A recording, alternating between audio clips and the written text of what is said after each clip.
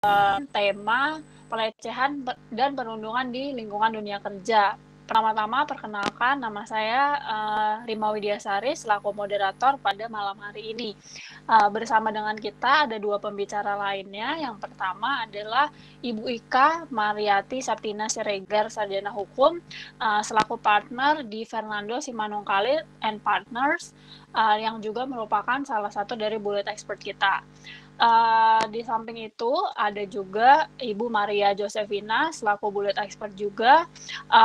Bu Maria Josefina ini sendiri memiliki pengalaman di bidang human resources kurang lebih selama 10 tahun dengan fokus di industrial relations, training dan development, assessment dan legal. Selain dari itu, kembali lagi ke Bu Ika sendiri memiliki pengalaman lebih dari 10 tahun di bidang hukum ya. Maka tanpa berlama-lama lagi, saya akan membawa sedikit background gitu, latar belakang atas topik pada malam hari ini mengenai pelecehan dan perundungan di lingkungan kerja. Dari data yang dimiliki Bullet sendiri, selama tahun 2020 atau semenjak lockdown COVID-19 terjadi peningkatan kasus sebesar 300% di perundungan di dunia maya.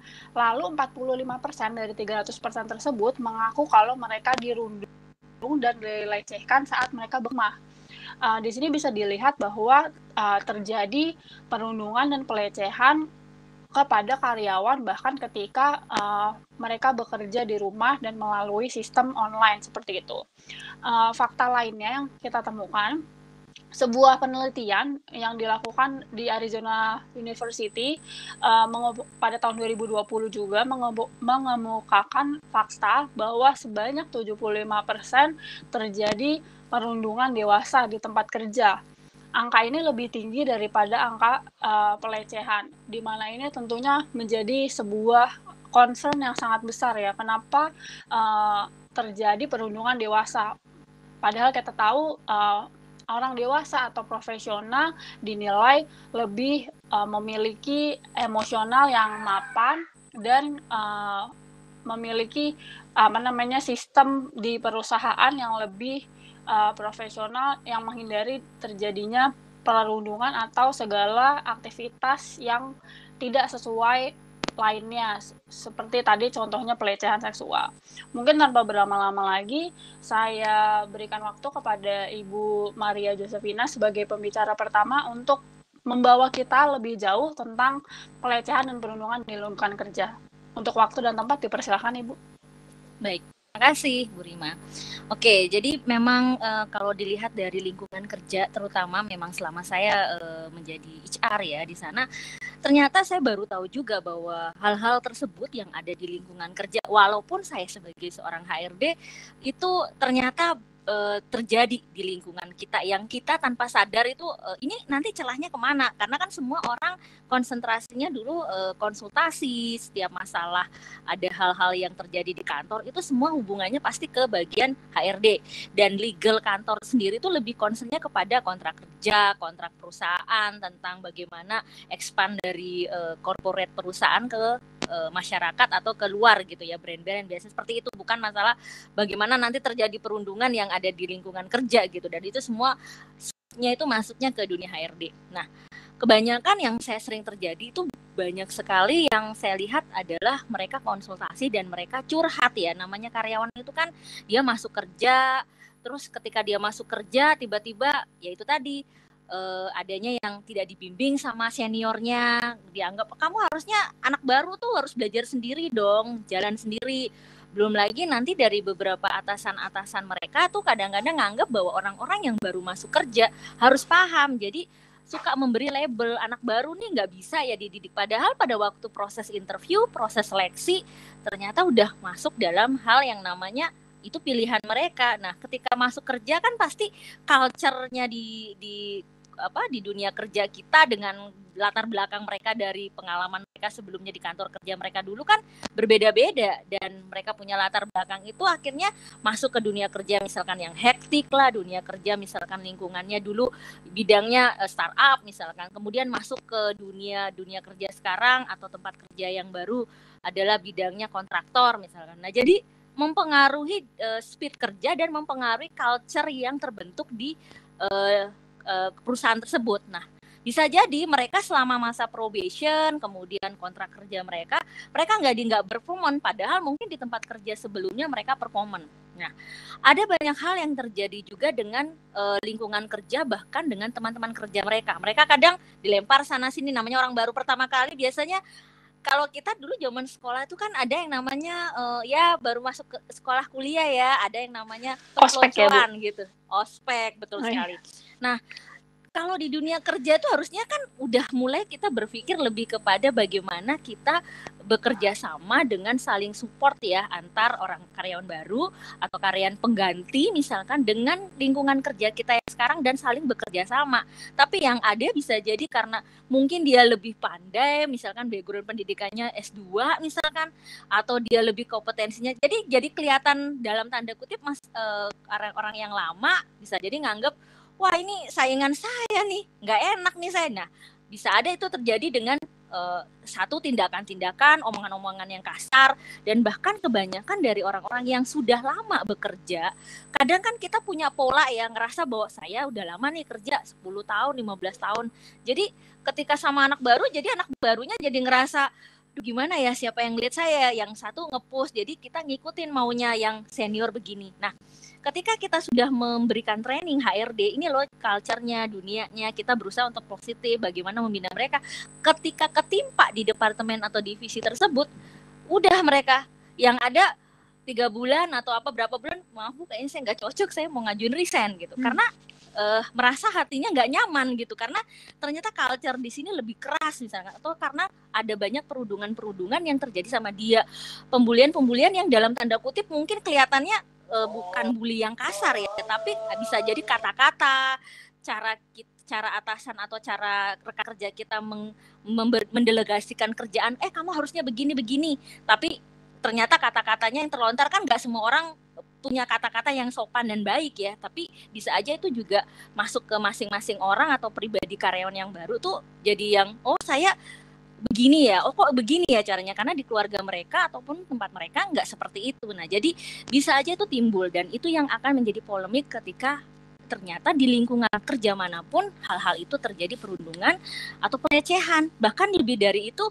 ya bisa jadi yang namanya perempuan ya, korban satu gender, kalau kelihatan sedikit seksi bisa jadi atasan yang mungkin lihatnya, wah ini ada yang bagus nih, walaupun kelihatannya cuman hanya ini ya, hanya sebagai bentuk jokes dia, tapi bisa jadi, wah kamu ini, padahal mungkin statusnya udah menikah misalkan dan sebagainya. Jadi kadang di lingkungan kerja itu jadi hal yang jok-jok itu seperti biasa, tapi bisa jadi orang yang nerimanya atau karyawan nerimanya kan ngerasa risiko.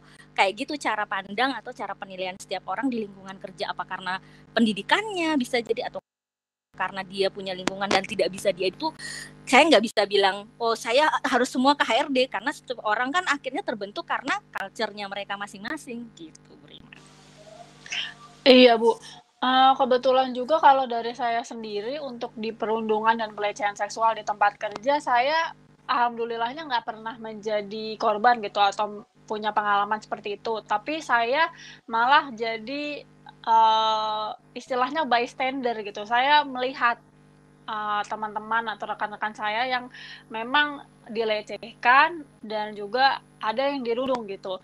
Dan perundungan di tempat kerja ini merupakan suatu yang sulit karena kadang-kadang yang korban yang dirundungnya ini pun dia lebih memilih untuk diam gitu, karena permasalahan dewasa juga kayaknya saya lihat ketika udah besar dirundung mereka lebih lebih memendam gitu, takutnya dipikir baper, padahal orang yang melihatnya pun aja merasa nggak nyaman gitu, apalagi yang dirundung. Nah, mungkin berhubungan itu, saya mau tahu gitu dari kasus-kasus yang pernah diadukan ke Ibu, pernah dilaporkan ke Ibu selama pengalaman Ibu 10 tahun di industrial relation ini, di corporate HR ini, gimana sih cara untuk melihat gitu apa adanya pola-pola atau adanya gerak-gerik orang yang merundung dan yang dirundung gitu sebagai korban yang dirundung. Gimana Bu? Oke, biasanya kalau HR kan pasti ya konseling ya. Jadi kita lebih konseling antar pribadinya, korbannya, bahkan nanti ke atasannya. Nah, jadi kebanyakan yang saya biasa support ya lebih ke konseling, kemudian menjaga bagaimana kita mulai berpikir positif gitu ya, kesehatan mentalnya dijaga gitu, dan berusaha untuk mulai melihat bahwa mengajak mediasi ya masing-masing orang untuk tidak bicara seperti itu gitu. Tapi kan yang namanya itu habit ya gitu ya. Ada lingkungan yang mayoritas orang-orang seperti itu ternyata harus dimediasi dengan 2 atau 3 orang, nanti balik lagi kembali seperti semula karena itu kayak karakter gitu ya, karakter yang terbentuk.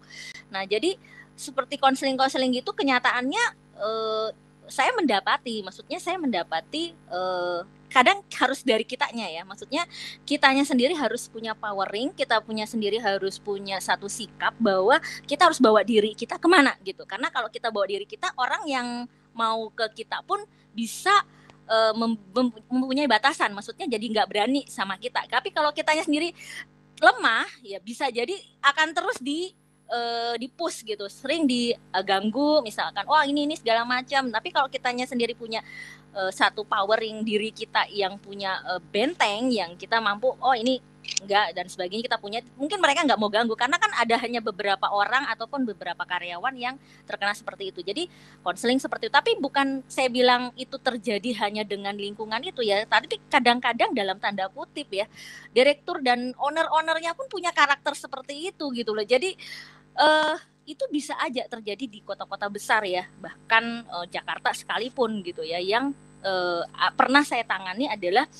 baru masuk seorang marketing, cantik pula, oke gitu ya, tapi akhirnya ini ketika harus berhadapan dengan salah satu owner atau direktur, itu dia dilecehkan dan dia langsung seminggu kemudian ngajuin saya resign gitu, bahwa dia nggak berani memang cerita dengan atasannya, tapi ketika sama saya dia cerita, dan itu kan saya nggak mungkin ngomong sama direktur owner lagi gitu, gimana ya ini ya gitu ya, karena udah karakter gitu loh. Jadi kayak istilahnya orang-orang di lingkungan kerja tahu bahwa kita punya direktur atau owner tuh seperti itu karakternya. Jadi akhirnya terima, tapi orang itu jadinya ngelihat nanti dia akan kasih tahu kalau cewek-cewek hati-hati ya untuk ngelamar ke sini kantor ini, karena ada ya habit dari pola-pola orang-orang tipikal dari seperti itu yang punya karakter seperti itu. Walaupun nggak bisa dibilang owner setiap kali ada cewek cantik gitu kan, nggak juga, atau direktur lihat, tapi bisa jadi kadang-kadang kita punya bahasa tubuh itu membuat tipikal ya dalam tanda kutip masuk oknum-oknum tadi tertarik gitu loh untuk perundungan atau mungkin pelecehan seperti itu. Iya, menarik banget ya Bu Vina. Melihat dari permasalahan yang tadi sudah dijabarkan oleh Bu Vina, kalau dari kacamata hukumnya nih, saya ingin bertanya kepada Bu Ika, mungkin bagaimana sih Bu untuk menyikapi perundungan dan pelecehan seksual di tempat kerja, apalagi ketika memang lingkungannya sendiri mendiamkan gitu kan, pelakunya berada di upper high position kayak gitu, yang mengancam, yang ada juga bukannya refleksi atau kasih masukan, tapi malah korban-korbannya yang resign gitu tadi, yang kayak kasusnya Bu Vina. Gimana tuh Bu dari kacamata hukumnya? Oke, baik, terima kasih Bu Rima. Jadi gini ya, kalau misalkan seseorang di tempat kerja, terutama untuk pekerja perempuan ya, dia mengalami perundungan. Kadang kalau misalkan kita sendiri tuh kadang benar tidak ya yang dilakukan oleh teman saya ini, dia merundung saya atau tidak. Kadang dia menganggap hal itu biasa, seperti Ibu tadi Rima bilang. Padahal menurut orang yang ada di sekelilingnya, si korban ini sudah dirundung. Atau bahkan ada yang sampai ya dilakukan pelecehan seksual oleh atasannya, oleh seniornya. Nah, dari sini nih sebenarnya harus menurut saya pertama-tama dari perusahaannya itu sendiri ya. Perusahaannya itu sendiri harus memberikan perlindungan yang aman untuk pekerja perempuan, atau istilahnya itu RP3. Dia harus memberikan perlindungan yang aman untuk pekerja perempuan. Artinya apa RP3 ini? Si perusahaan itu di dalam itu harus dia menghormati hak-hak perempuan itu sendiri. Jangan dulu berbicara masalah hukumnya. Dari si perusahaan itu sendiri, perusahaan itu harus taat hukum. Karena apa? Si perusahaannya itu sudah ada yang mengaturnya. Seperti apa? Ya RP3 ini gitu. Jadi dia harus melaksanakan nih si RP3 ini di perusahaannya itu. Nah, seperti apa tuh RP3 itu? Dia harus menghormati nih hak-hak pekerja perempuan. Dia harus memberikan rasa aman nih kepada setiap pekerja perempuan. Terus setiap apa yang pekerja perempuan yang harus memang itu sudah menjadi haknya dia harus dipenuhi gitu. Dan untuk pelecehan seksual kalau misalkan tidak ada aduan dari si perempuannya itu sendiri sangat susah ya. Apalagi kalau misalkan dia memang menempuh jalur hukum, dia harus melakukan ya istilahnya apa, memakai delik aduan ya. Kalau misalkan tidak ada aduan dari si korban, maka akan susah untuk diproses secara hukum. Dan notabene rata-rata dari 100%, 80% mungkin tidak berani untuk menyampaikan ke bagian HRD-nya. Karena apa? Ketika dia mungkin menyampaikan ke bagian HRD-nya, dan ya teman-teman tahu sendiri kalau di perusahaan, kita menyampaikan ke HRD, tapi entah gimana tiba-tiba di sekeliling kita bisa mendengar nih, padahal itu kan rahasia ya. Ibaratnya dinding tuh berbicara gitu ya, istilahnya. Jadi dia malah mendapat sindiran sinis dari rekan-rekan kerja yang lainnya. Lu sih, mohon maaf ya, lu sih pakaiannya terbuka atau gimana gitu. Atau mungkin kamu duluan mungkin yang merayu atasan kamu atau senior kamu atau rekan kerja kamu gitu.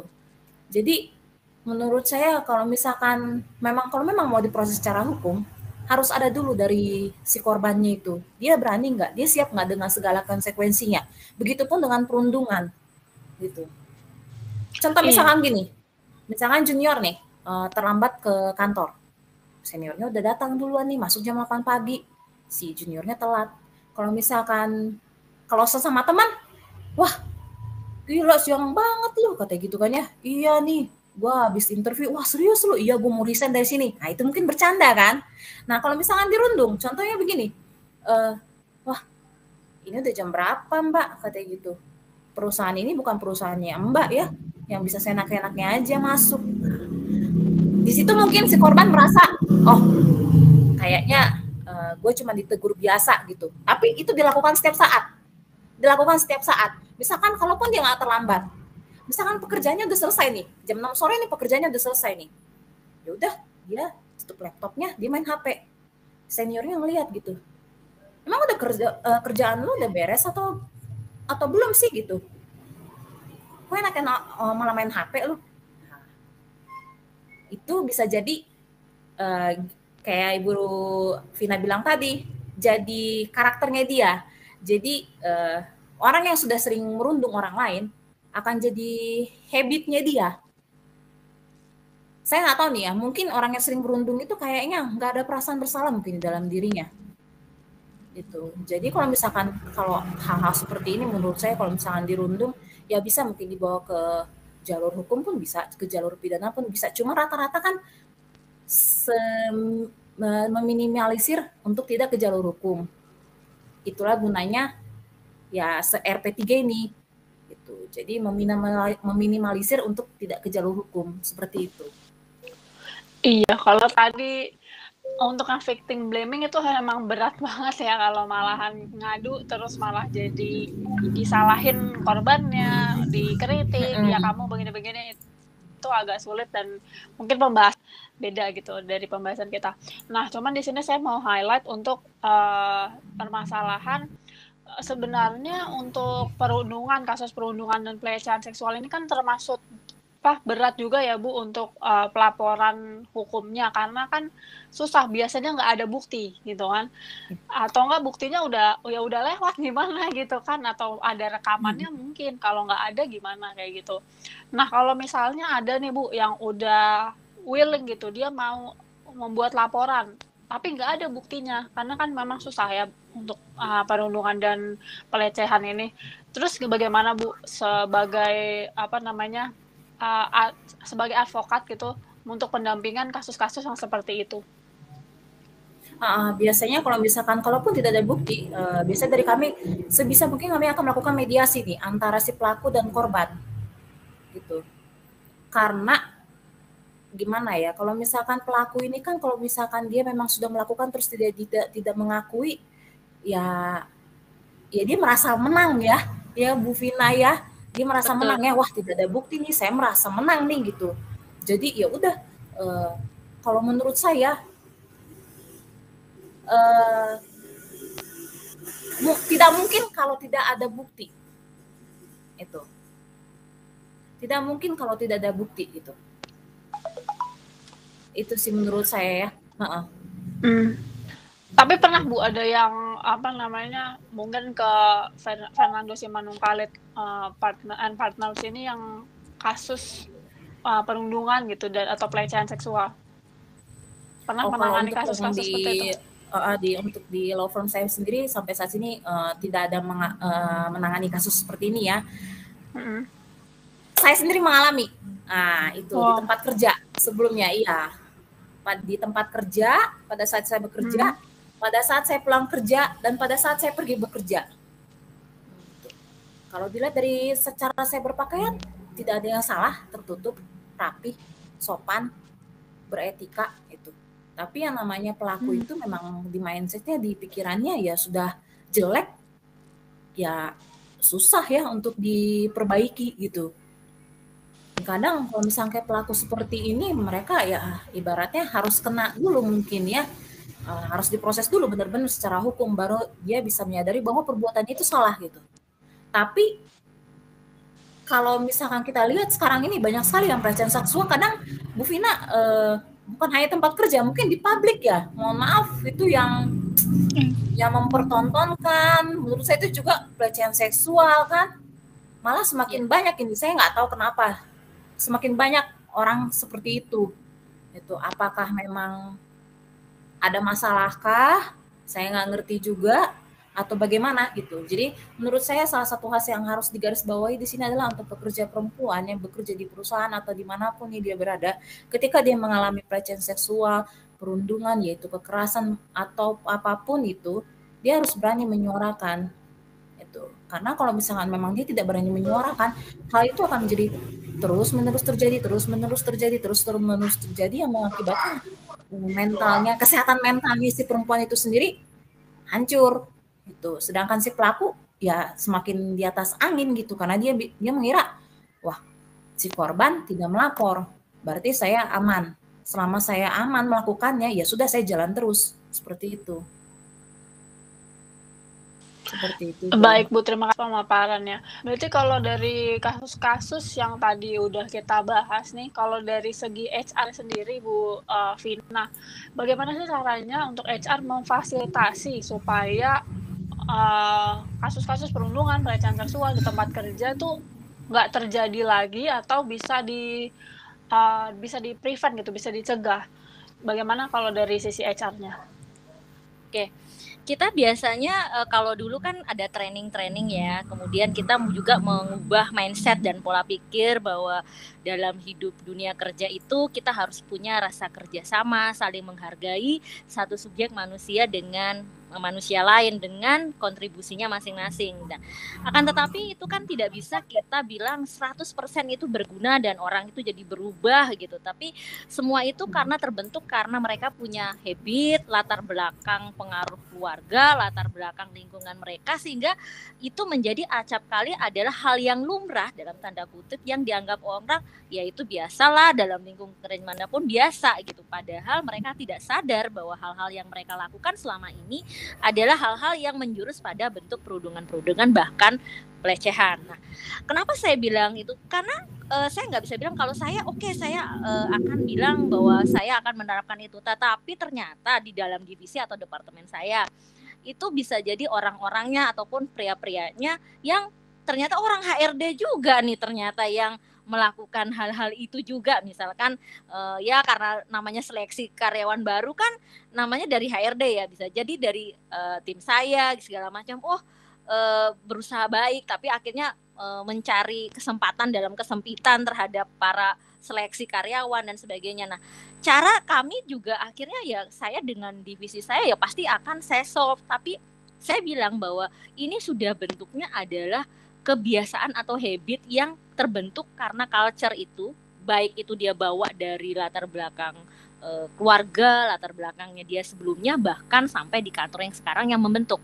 Nah, RP3 yang Bu Ika sampaikan di setiap kantor, mungkin di perusahaan-perusahaan yang cukup memahami bahwa policy aturan yang dia harus jalankan dan dia harus mengikuti taat hukum seperti itu, bagus memang. Tapi ada banyak juga kantor-kantor, perusahaan-perusahahan kecil yang nggak menggunakan itu. Bahkan bisa jadi saya lihat di beberapa teman-teman kerja kantor saya yang lain yang besar juga tidak terlalu memperdulikan hal itu, karena dianggap bahwa ya udah yang penting safety first, yang penting perusahaan yang penting butuh apa sih, profit gitu. Ngapain hal-hal kecil, sepele hal seperti itu harus dijadikan hal yang penting dan krusial yang harus menjadi satu segmen di perusahaan gitu. Dan mereka lebih mikirin gimana lu menunjukin prestasi, gimana lu nih. Nah, akhirnya orang membuat itu sebagai ya udahlah kayak gitu-gitu, jadi ya udahlah saya nggak terlalu mikirin deh, dan akhirnya terlalu ya udah dilupakan dan mereka lebih nunjukin prestasi. Tapi kalau ada orang yang tiap hari gitu kan dia jadi datang ke kantor tuh jadi kayak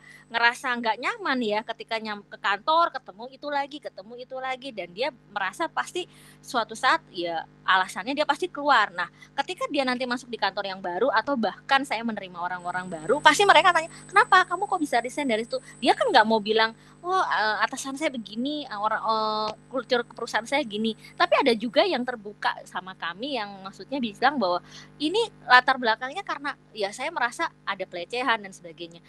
Yang saya lakukan ya hanya membentuk satu habitnya, trainingnya, konselingnya dari kami yang bagian HRD, terus memediasi. Nah, lepas dari mediasi tapi tidak bisa ketemu, yang terjadi korban-korban tadi kalau nggak tahan, ya udah ajukannya pasti resign gitu. Dan itu acap kali terjadi karena mungkin turnover, bukan hanya turnover di perusahaan itu ada karena lingkungan kerjanya, dalam arti karena gajinya kecil aja masalahnya, tapi bisa jadi terjadi karena masalah-masalah yang dalam tanda kutip dianggap orang sepele ini tetapi mengganggu kesehatan mentalnya dia sebagai seorang pekerja gitu. Oke. Mungkin sekarang saya akan balik lagi ke Ibu Ika.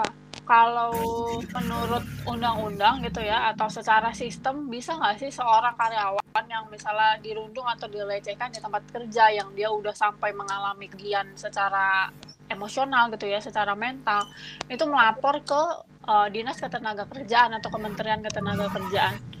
Apa ada step-step terdahulu gitu yang dia mesti lakukan karena dia udah ngerasa misalnya kayak tadi yang udah dijelaskan sama Bu Vina juga, kayak terkadang pelakunya juga HR di perusahaannya gitu kan, ribet, atau enggak direktur di perusahaannya, di mana HR pun udah agak sulit gitu untuk memediasinya. Gimana kalau Ya, seperti itu tadi yang saya bilang, kalau misalkan memang ada kejadian ya di tempat kerja, mau itu pelecehan seksual, mau itu perundungan, biasanya yang dilakukan pertama kali itu mediasi itu yang paling pertama kali dilakukan. Dan jika tidak menemukan titik temu, maka disampaikanlah ini secara bipartit ke Kementerian Tenaga Kerja. Itu sih menurut saya. Jadi yang step yang berarti bisa ya Bu, emang bisa tuh. Jadi kalau misalkan ada pekerja perempuan yang mereka mengalami masalah pelecehan seksual ini, ya pasti ada step-stepnya itu. Dan yang harus ditunggu pertama kali ya mereka lebih baik yang harus melakukan mediasi antara si pelaku dan korban itu sendiri gitu. Ketika mediasi nggak ketemu, baru biasanya nih kalau misalkan mediasi tidak ketemu ya ke Kementerian Tenaga Kerja nih, disampaikan bahwa di perusahaan ini ada permasalahan seperti ini. Kementerian Tenaga Kerja pasti yang ditanyakan pertama kali, apakah si perusahaan ini ada RP3 atau tidak. Iya. Ini hal yang sangat penting. Karena menurut saya kalau misalkan di sebuah perusahaan tidak ada pekerja perempuan, perusahaan itu ya menurut saya tidak akan bisa berjalan sebagaimana mestinya. Gitu. Jadi berarti saling melengkapi loh. Dengan ada pekerja perempuan ini, berarti juga nggak, ya semakin lama akan semakin bagus kan, semakin ya ibaratnya inklusif ya. Iya begitu. Oh Oke. iya, ini boleh saya bertanya dulu nih ke Bu Vina? Boleh. Silakan Ibu. Bu Vina pernah nggak menangani kasus kalau ada karyawati nih ya, pekerja perempuan karena dia tidak cantik dia di PHK? Ada? Karena dia tidak penampilannya gitu ya, Ya, tidak ada. mendukung perusahaan. Ada ya? Ada. Tapi akhirnya kan ya dari atasan menilai, nanti kan pakai KPI ya, penilaian kinerja kan. Nah nanti ya kan kalau kita kan masih penilaian kinerjanya bukan yang vertikal, ya maksudnya vertikal horizontal, bukan kayak for horizontal juga pakai, kita kan vertikal ya. Jadi pasti penilaian dari atasan, terus dari HRD seperti apa. Kalau dari kitanya bagus, disiplin segala macam, tapi kalau dari atasannya atau dari penilaian dari beberapa teman, dia nggak cantik, dia itu pasti ini probationnya nggak diperpanjang gitu. Itu ada hal-hal seperti itu. Jadi saya juga nggak ngerasa bahwa aduh kok seperti ini ya. Tapi kan kita punya HR tuh kan ada batasan ya, bahwa ini ranahnya departemen. Selama merasa departemen ya mau nggak mau akhirnya kembali ke HRD, dan HRD harus cari ganti orang, refill gitu loh. Nah jadi itu ada pengalaman seperti itu ada, dan bahkan saya jadinya harus menjadi satu mediasi, dan saya harus bicara ke salah satu karyawan yang tidak perform tadi dengan istilahnya bahwa kamu tuh punya satu skill yang lebih berarti ketika kalau kamu tidak ada di kantor ini, karena kamu pasti ada diterima dengan lebih baik. Jadi kita mensupport dia, kita juga membangkitkan semangatnya bahwa dia itu lebih berarti. Bisa jadi satu tempat ini bukan sesuatu yang lebih baik, tapi bisa jadi tempat lain yang ternyata punya kontribusi lebih baik buat kamu gitu. Jadi sehingga dia tuh tidak keluar dengan rasa kecewa, tapi dia keluar dengan punya satu harapan bahwa di luar sana akan jadi lebih baik buat dirinya dia gitu. Padahal di Undang-Undang Tenaga Kerja sendiri sudah disampaikan mengenai non-diskriminasi ya Bu Vina ya? Betul. Gitu. Tapi tetap aja di beberapa perusahaan ada juga yang melakukan diskriminasi ya terhadap pegawainya, terutama perempuan. Iya, itu memang ada, dan karena itu jadi nggak jadi masalah. Terus perempuannya juga pernah ada kejadian gini, dia baru masuk kerja, perempuan, terus dia bilang sama seleksi atasannya tuh bahwa saya mau kerja, oke. Terus ada rencana menikah? Nggak ada, oke, dia bilang nggak ada. Terus jadi pada saat 3 bulan ternyata dia ada izin, ternyata izinnya dia tuh menikah. Dia juga nggak ngomong sama HRD bahwa dia ada mau nikah, tapi ternyata tuh alasannya karena orang tuanya maksa, jadi ada nikah sama antar keluarga aja, oke nikah. Terus dia hamil nih. Nah kesel mungkin dari divisi departemennya, udah baru kerja berapa bulan ternyata udah hamil, nggak perform 6 bulan, terus kok kualitas pekerjaannya nggak bagus, akhirnya ya itu nggak diperpanjang. Terus karena dia sendiri kelihatannya dari awal kok udah sebenarnya terpaksa masuk karena kita mungkin atasannya ngeliat wah kayaknya orangnya bisa nih, terus kelihatannya kasihan juga, tapi karena lihat dianya seperti itu yang performnya turun, karena dia juga karakternya, maksudnya penampilannya juga jadi, karena orang kan kalau mau lagi hamil tuh jadi penampilannya jadi kelihatannya beda ya gitu, mungkin males dandan, nah gitu, jadi ini gimana sih. Nah akhirnya atasannya aduh mohon maaf dia nggak bisa perpanjang, karena harusnya kan 1 tahun dia masa penilaian itu kelihatan dia harusnya seperti ini, gesit dan sebagainya, tapi karena dia sudah dia hamil, otomatis jadinya tidak diperpanjang masa probationnya dia gitu. Ada seperti itu ada, tapi akhirnya di penilaiannya jadi bukan karena dinilai karena diskriminasi sih, tapi jadi dianggap tidak perform karena kualitasnya jadi gitu. Tapi dalam tanda kutip kayak penyisipan kan, sebenarnya itu yang hanya tahu antara atasan dan terhadap kekorbannya, tapi kita ke HRD sih tahu hal-hal seperti itu, cuman jadinya di dalam kertas tertulisnya penilaiannya berdasarkan performa yang tidak memenuhi persyaratan kayak gitu. Ya. Oke, baik. Terima kasih ya Bu Ika telah membawakan ini juga pertanyaan tentang diskriminasi. Ternyata diskriminasi itu bukan cuma dari agama, ras, suku ya, tapi juga kalau di tempat kerja bahkan penampilan pun aja bisa didiskriminasi gitu. Dan sedihnya lagi kebanyakan didiskriminasi secara penampilan itu pasti kebanyakan perempuan kan. Iya, Betul ya Iya. Bu Vina ya? Jarang lah laki-laki kalau dibilang penampilan, tapi ada juga loh kalau laki-laki, saya pernah, maksudnya diskriminasinya tuh bisa jadi orang-orang dari beberapa daerah, misalkan karena dia satu kulitnya hitam gitu ya, bisa jadi, terus karena dia latar belakangnya tamatan pendidikannya apa, jadi kadang-kadang ini dasar kamu dikatain hitam gitu kan, itu kan emang dasar kulitnya dia begitu aja. Cuman kadang-kadang saya kamu nggak boleh gitu loh, kamu dia tetap bisa kerja, yang penting jangan masalah kulitnya gitu. Tapi mungkin karena dia jadi orang gudang ya, misalkan bantu segala macam. Tapi kan jadinya perundungan itu kayak teman-temannya yang lain, yang sesama ya, namanya kurir lah, apalah, yang bagian-bagian umum, hitam sini, hitam gitu. Jadi orang itu nggak nyaman dipanggil ya. Dia juga nggak salah, nggak mau kulitnya hitam kok gitu, tapi karena dirundung gitu-gitu kan dia jadi, Bu, saya malas dia kerja lagi kayak gitu, saya mau keluar aja. Loh, kenapa? Enggak, masa saya dikatain gitu. Ya akhirnya saya kan harus jangan gitu, harusnya kamu ini. Tapi ada juga pria juga kena, kalau dilihat dari karakternya dia, yang mungkin satu dia punya dedikasinya, misalkan kalau dia manajer beda ya, tapi kalau orang-orang yang udah orangnya ya misalnya lemah ya, bisa dianggap itu nanti dirundung sama orang-orang yang lebih senior gitu. Iya. Nah, balik lagi masalah perundungan ini, mungkin saya sekedar sharing aja ya. Kalau untuk perundungan sendiri kebanyakan di kota-kota besar ya, perundungan di lingkungan kerja tuh karena ini apa namanya, dari demografi. Biasanya sebuah perusahaan tuh ada grup-grupan gitu. Grup-grupan tuh maksudnya kayak di perusahaan kan lulusan ini, lulusan univ ini gitu. Jadi yang kayak dari univ-univ yang kecil atau univ-univ yang bahkan nggak ada yang tahu nih, orang kota nih nggak ada yang tahu, univ-univ yang di luar Pulau Jawa gitu atau di pulau lain tapi kurang terkenal, lalu jadi kayak dikucilkan gitu, kayak nggak nyambung ngobrol sama dia, nggak diajak makan bareng ketika yang lain makan bareng kayak gitu-gitu. Dan saya pernah juga selama COVID ini ya, selama pandemi ini, pernah ada rekan kerja saya di perusahaan lain gitu, sebut saja perusahaan A gitu ya. Jadi dia kena COVID gitu. Padahal yang sebelumnya yang lain-lain pernah ada yang kena COVID juga, itu ketika mereka balik masuk kantor, perlakuannya biasa aja gitu, kayak ya udah yang penting kamu udah negatif. Nah, tapi ketika si orang ini, si anak daerah ini, begitu dia kena COVID dan dia masuk lagi ke kantor, itu kayak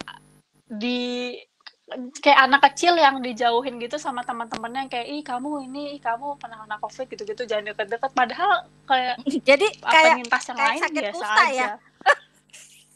Iya, kasihan banget sih itu.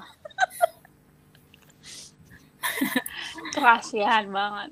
Atau enggak emang kayak ada sensitivitas yang memang terlihat bully gitu.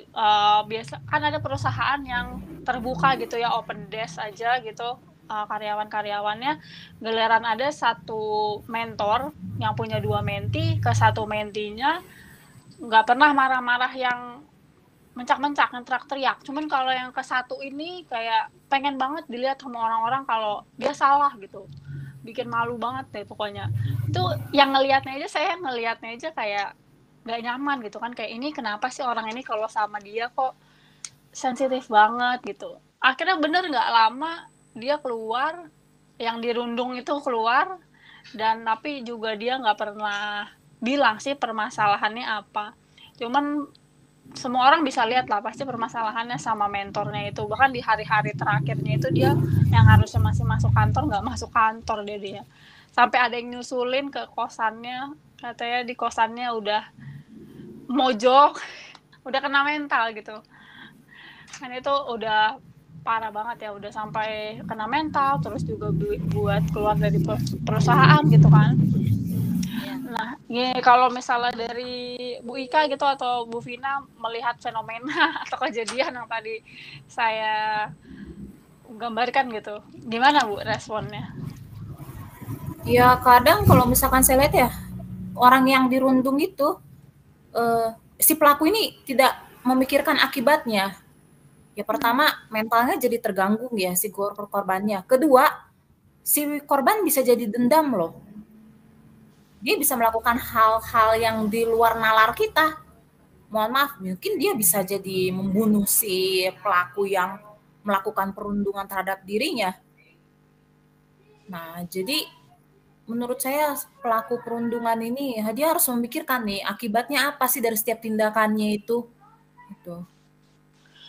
Kadang orang yang merundung kadang orang yang merundung ini mungkin ya itu seperti saya bilang tadi, kayaknya dia nggak merasa merundung, tapi orang lain yang melihat kan itu seperti sebuah perundungan gitu. Atau kadang ini ya Bu, ada motif balas dendam. Maksudnya motif balas dendam ini adalah ketika si perundung, waktu dia posisinya masih junior gitu ya, dia di-treat seperti itu sama seniornya. Nah begitu dia punya junior, dia mau nge-treat juniornya seperti dia dulu di-treat. Padahal mungkin kalau dia kuat ya oke kan, tapi kalau juniornya nggak kuat ya semua orang beda-beda ya penyesuaiannya. Tapi saya di situ agak bingung sih. Maksudnya apakah si juniornya ini yang harus menyesuaikan gaya atau etos kerja, cara komunikasi dari seniornya, atau seniornya juga mau harusnya humble untuk ngikutin juniornya. Yang bener gimana sih sebenarnya Bu Vina? Nah, kalau saya bilang kita harus punya sikap. Maksudnya gini, saya pun sebagai pribadi ya pernah maksudnya seperti itu ya. Tapi kalau kita punya sikap nih, kita berani ya maksudnya. Ya orang-orang tadi tuh jadi nggak mau ngomong gitu dengan hal-hal gitu karena kita berani gitu loh.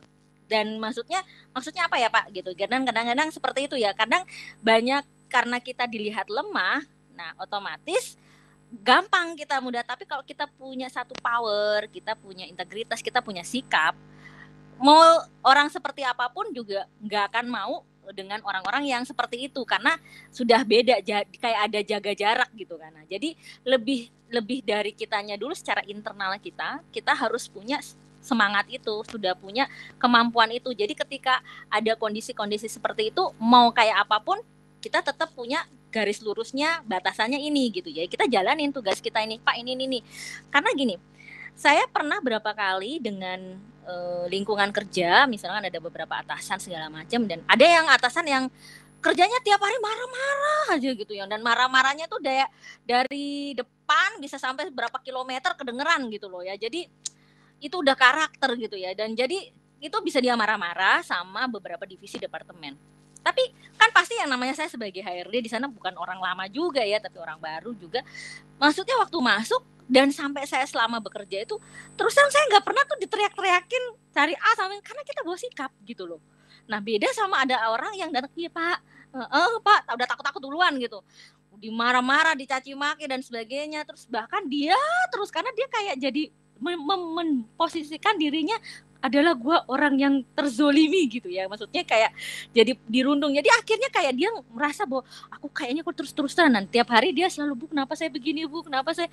Kamu harus berpikir positif, kamu harus lihat bahwa kalau kamu berusaha untuk membuat kamu percaya diri kamu bahwa kamu bisa, ya pasti lingkungan kamu juga akan, cuman karena dianya tidak punya power yang itu, kayak dirundung terus. Jadi orang tuh seneng sama dia tuh karena sebenarnya enak juga ya gituin dia ya gitu, dan dianya nggak berani untuk berjuang gitu. Nah itu yang saya lihat dari sana. Jadi otomatis melihat hal itu kitanya harus punya satu sikap, satu mental. Kemudian juga kita mulai membentuk istilahnya satu grup atau grup-grup yang istilahnya di kantor memang harus ada siapa nih yang ada masalah. Jadi nanti beberapa teman-teman yang support positif harus membackup dia atau melindungi teman-teman. Ayo Pak, ayo memberi support positif. Jadi biasanya kalau di kantor-kantor tuh ada yang namanya kita briefing terus buat training semangat. Ayo kita hari ini semangat ya atas kerja. Itu kan membangkitkan semangat dan akhirnya hal-hal negatifnya hilang ya. Jadi itu membiasakan kebiasaan kantor yang punya spirit positif sehingga mereka-mereka yang tadinya merasa aduh gue baru nih terus ada kena ini, akhirnya terbentengi, dan itu harus jadi habit, dibiasakan. Karena kalau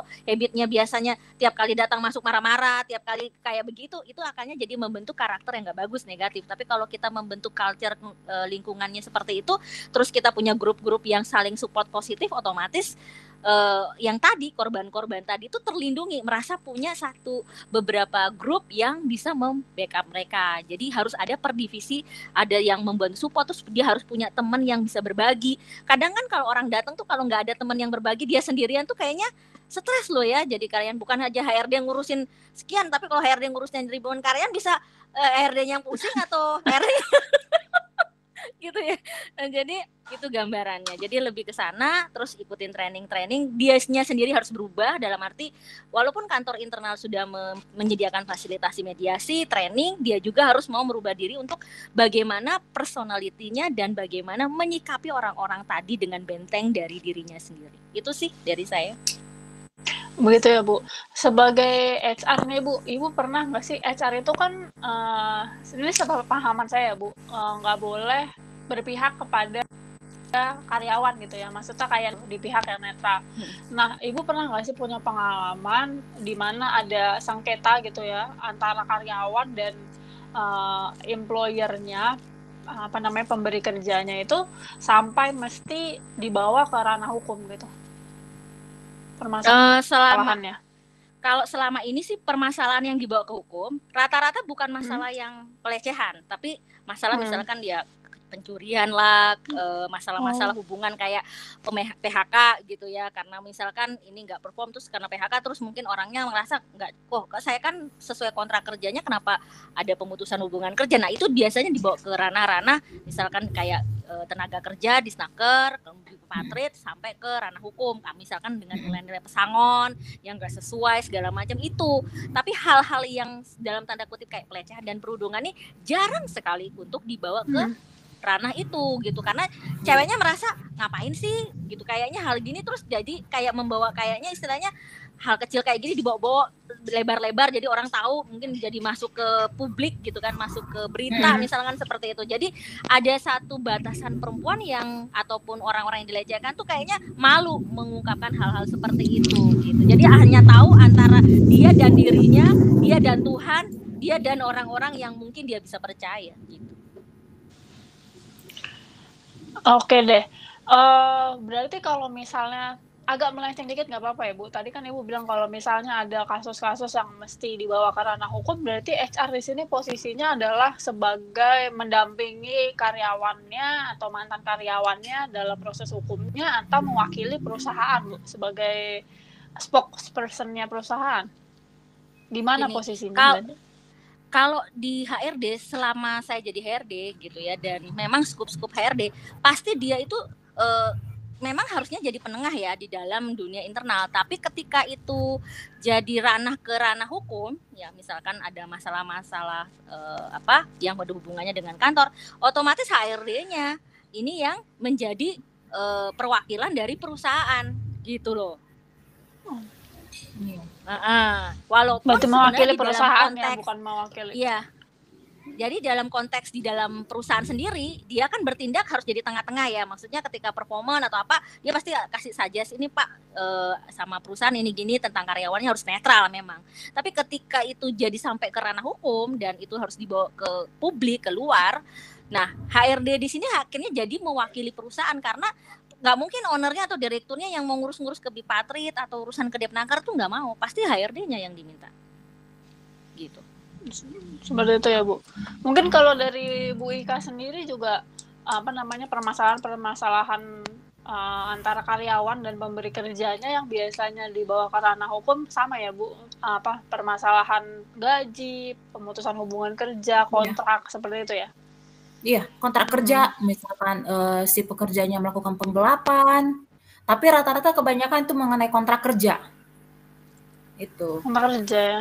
Iya, mengenai kontrak kerja itu. Nah, tadi kan kita sempat ada bahas sedikit gitu, ada karyawan yang didiskriminasi karena penampilan gitu. Itu bisa nggak sih Bu, ketika di kontrak kerja tuh nggak ada gitu, misalnya tulisan harus dandan, harus harus pakai heels, berpenampilan rapi gini-gini. Sebenarnya dipecat karena itu gitu. Itu sebenarnya enggak. Bisa nggak kita?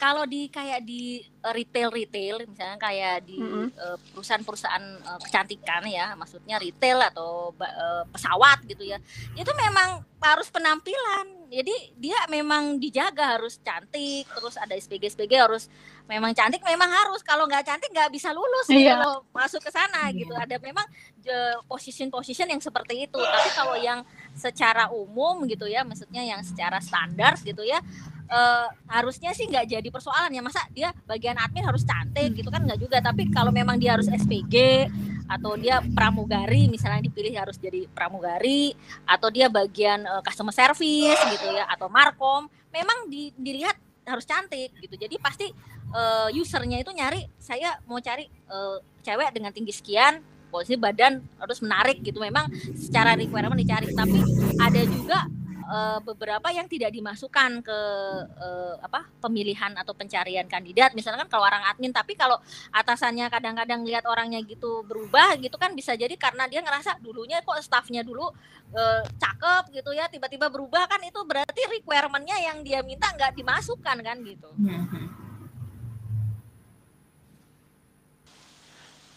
Betul. Ini sedikit membahas lagi mungkin dari segi hukum. Sepemahaman saya, Indonesia tuh belum meratifikasi undang-undang internasional, kalau nggak salah dari ILO ya, International Labour Organization itu ya, tentang pelecehan di tempat kerja.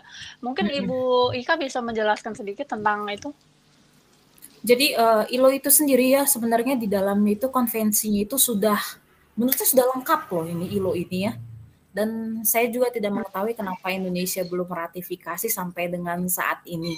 Di dalam konvensi ini jelas sekali menyampaikan bahwa apa itu pengertian kekerasan, apa itu pengertian pelecehan, terus apa itu pengertian mengenai pelecehan berbasis gender, terus bagaimana cara pencegahannya, terus kalau misalkan terjadi pelecehan itu langkah-langkah apa saja yang harus diambil, semua di dalam konvensi ini sudah terpapar dengan jelas ya. Dan saya tidak tahu kenapa Indonesia belum ratifikasi ILO ini, padahal menurut saya ini hal-hal yang sangat penting loh, terutama untuk sebagai seorang perempuan nih, seorang pekerja perempuan, hal ini sangat penting gitu, dari segi supaya si perempuan ini merasa aman tempat kerja, supaya tidak dihakimi dia di tempat kerja gitu. Jadi dengan mungkin semoga aja suatu saat Indonesia bisa meratifikasi ILO ini dan bisa menerapkannya. Jadi beberapa peraturan mungkin harus sudah diperbaharui ya dengan diratifikasinya ILO ini. Itu sih yang saya tangkap dari konvensi ILO ini ya. Menurut saya ILO ini sangat bagus sekali ya. Tindakan apa yang harus diambil, pencegahannya bagaimana, definisinya apa, itu. Jadi lebih kalau Indonesia meratifikasi konvensi ini akan lebih membantu juga ya untuk menjadi referensi gitu. Betul. Tindakan-tindakan yang perlu dilakukan. Iya, betul. Jadi kalau misalkan sudah diratifikasi ILO ini, maka kita jadi tahu nih solusi apa yang harus kita lakukan terhadap pekerja perempuan yang mengalami tindakan kekerasan pelecehan seksual ini. Gitu. Dengan cara ya melakukan penyuluhan kan. Sampai saat ini mungkin Bu Vina gimana nih, di perusahaan ada tidak dilakukan penyuluhan gitu tentang bahayanya pelecehan seksual? Kalau kamu nanti terkena pelecehan seksual, kamu harus bercerita kepada HRD. Mungkin perusahaan jarang ya Bu Vina ya yang melakukan hal seperti ini, diskusi jarang. Ada mungkin, biasanya dari Depnaker ada mungkin ya, biasanya suka kasih ke kantor-kantor, ngundang kita HRD, ngundang itu beberapa untuk penyuluhan. Depnaker juga ada biasanya materi-materi yang ngundang kita untuk beberapa pembahasan seperti ini biasanya kan yang disosialisasikan ke HRD-nya ya. Ada, tapi untuk masuk ke karyawannya ataupun kayak gitu-gitu tuh nggak banyak juga ya. Walaupun mungkin ada beberapa perusahaan yang masih ada, tapi ada juga kebanyakan kalau saya lihat dari persentase 100% perusahaan sih paling cuma 20% ya yang bisa masih mau gituin. Lainnya tuh nggak terlalu penting hal-hal kayak gitu, karena yang penting perusahaan tuh gimana gue dapat omset, profit, terus bisa bayar gaji karyawan gitu. Padahal itu penting banget ya Bu Vina ya. Berat banget. Iya, sangat penting banget itu. Mungkin dari Indonesia yang belum ratifikasi konvensi ILO, dari kantor-kantor yang masih minim gitu ya edukasi tentang konsekuensi perundungan dan kekerasan di tempat kerja. Mungkin kalau misalnya ada sedikit jawaban gitu, mungkin karena memang mayoritas kita masih dipimpin oleh laki-laki gitu ya, pimpinan-pimpinan di Indonesia, pimpinan-pimpinan di perusahaan kan mayoritas masih laki-laki, yang dimana mereka belum melihat hal itu sebagai suatu hal yang urgent gitu. Mungkin kalau misalnya perempuan mungkin akan lebih beda lagi, karena lebih ada perasaan sense of belongnya sesama perempuan kayak gitu ya, yang kebanyakan jadi korban. Oke, untuk waktu kita yang tinggal 5 menit lagi, kalau misalnya ada dari Bu Ika atau dari Bu Vina yang mau memberi pesan terakhir gitu ya mengenai perundungan dan kekerasan seksual atau pelecehan seksual di tempat kerja, silakan, saya beri waktu. Oke, kalau saya boleh ya, Mbak Rima, maksudnya saya mau sedikit tanya sih sama Bu Ika, maksudnya kalau untuk company seperti itu tuh ya, hal apa sih kalau dia harus berjuang gitu loh ketika hal-hal itu dia terjadi di kantornya dia, walaupun misalkan dia sudah konsultasi, dia udah mediasi segala macam, apakah dia perlu lapor ke salah satu istilahnya Denaker misalkan, atau apakah dia harus ke kantor pengacara misalkan minta seperti itu, ataukah lebih enak ke LSM yang membantu masalah-masalah sosial tentang gender, masalah perempuan ya kayak gitu-gitu, atau enaknya gimana, karena ini kan terjadi kebanyakan kalangan-kalangan pekerja atau bahkan kalangan-kalangan yang perempuan ya gitu. Itu sih buat saya, mungkin sedikit buat Bu Ika bisa kasih pilihan biar nanti para teman-teman HRD bisa memahami juga. Ya, kalau menurut saya kalau misalkan ada masalah dengan pekerja perempuan, ke LSM ya, ke Komnas Perempuan, karena mereka lebih memahami nih daripada mereka menyampaikan hal tersebut ke, mungkin contohnya ke law firm, kantor hukum kayak gitu. Lebih baik ke lembaga yang memang sudah memahami akan masalah ini. Ya salah satunya ya Bully ID ya. Komnas Perempuan. Ya dong, Bully ID dong ya, harus juga ya. Ya, Bully ID juga bisa. Bully ID juga bisa. Iya, betul. Betul. Jadi untuk menutup diskusi kita pada malam hari ini mengenai perundungan dewasa dan pelecehan seksual di tempat kerja, yang pertama pasti harus adanya komunikasi yang lancar dan terbuka kepada HR gitu ya. Jadi bisa saling membuka diri dan saling support gitu, apa yang bisa dilakukan HR untuk membantu korban. Dan dari HR di sini juga bisa memfasilitasi tindakan-tindakan lainnya yang perlu dilakukan. Dan untuk dari segi hukumnya sendiri, di sini dari sisi hukum juga membutuhkan sebuah guideline atau referensi yang jelas gitu tentang perundungan dan pelecehan seksual di tempat kerja itu sendiri. Maka dari itu sangat mendorong dan mendukung pemerintah untuk segera meratifikasi Konvensi ILO tentang perundungan dan pelecehan seksual di tempat kerja. Untuk teman-teman di sini atau rekan-rekan yang ingin yang mempunyai masalah ya, pernah dirundung atau menyaksikan teman karyawan lain dirundung, dilecehkan di tempat kerja, bisa referensikan untuk konsultasi ke Bullet Expert. Kalau misalnya mau konsultasi dari sisi psikologis, bantuan psikologis, bisa ke Bu Vina. Lalu kalau misalnya konsultasi tanya-tanya perihal hukumnya gimana sih, ini saya dirundung, saya dilecehkan, langkah-langkah apa yang saya bisa lakukan, bisa konsultasi dengan Bu Ika selaku legal expert kita. Sekali lagi mungkin saya mau ngasih tahu di website kita sendiri www.bullet.org, dan kalau misalnya kalian juga mau kontak pribadi gitu ya langsung ke Bu Ika, bisa di Instagramnya ika.siregar atau LinkedIn-nya di Ika Siregar. Di sini juga Bu Ika selaku partner dari Fernando Simanukalik & Partners, ada websitenya juga di www.fsplaw.id. Seperti itu. Untuk Bu Vina sendiri juga sangat aktif di Instagram Jadi bisa ditemukan di Maria_Vina, betul ya Bu? Iya. Nah, Instagram. Ya, semoga diskusi pada malam hari ini bermanfaat dan juga memberikan pengetahuan yang lebih luas bagi para penonton dan pendengarnya ya. Sekali lagi saya ucapkan terima kasih kepada Bu Ika dan Bu Vina atas waktunya. Terima kasih telah bersedia sharing pengalaman dan juga ilmunya kepada teman-teman yang menonton. Ya, terima kasih juga Bu Rima. Selamat malam. Iya, terima kasih. Selamat malam.